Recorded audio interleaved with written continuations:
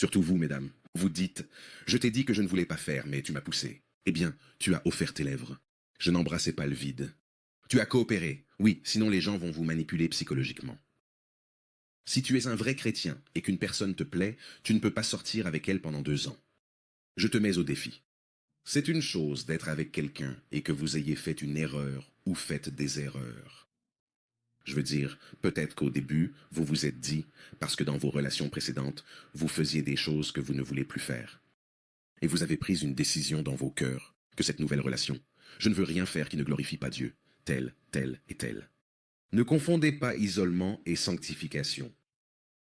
Par exemple, vous étiez d'accord tous les deux, et puis un jour, vous étiez dans la voiture. C'est toujours dans la voiture. Si ce n'est pas dans la voiture, c'est autour de la voiture ou dans un cinéma. C'est toujours dans l'un de ces endroits que tu te retrouves dans cette situation. Et cette première fois-là, vous vous sentez coupable. C'est justement quelque chose à ne pas faire, que de rejeter la faute sur l'autre et dire « Ah, mais je t'avais prévenu ». Surtout les filles, elles font souvent ça. On dit « Ah, mais je t'avais prévenu, je t'avais dit que je n'étais pas prêt pour ça. Je ne voulais pas faire ça. Et tu m'as poussé à le faire.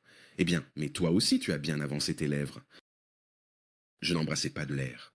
Tu as coopéré, sinon les gens vont te manipuler psychologiquement. Je te le dis, ce n'est pas parce que tu as fait une erreur que Dieu ne peut pas produire de la beauté à partir des cendres.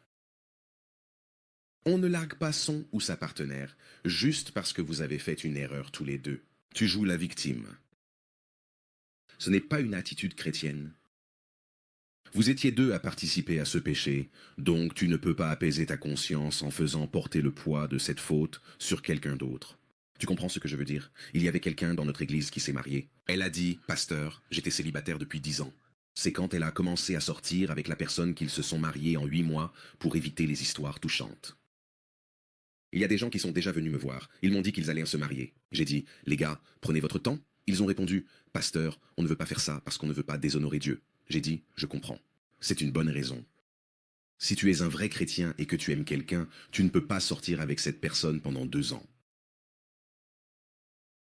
Je te mets au défi. Si tu es un vrai chrétien et que tu aimes quelqu'une, tu aimes cette personne, tu es attiré par elle. Ton corps ne te permettra pas d'attendre 2 ans. Si tu aimes vraiment cette personne, au bout de 3 mois, tu parles déjà de mariage. Ne passe pas à côté. Dans 1 Corinthiens 7, Paul dit « Quelle est la solution aux pulsions sexuelles? Le mariage. » Autrement dit, ça n'arrêtera pas. Change ton contexte. Ton corps te parle. Pourquoi crois-tu que tes organes soient développés? Parce qu'il est temps pour qu'elles soient utilisées. Non, ne riez pas. Je ne peux rien pour toi. Je te dis que la Bible dit que si tu ne peux pas contrôler tes désirs sexuels, va te marier. Y a-t-il quelque chose de plus sage que la Bible?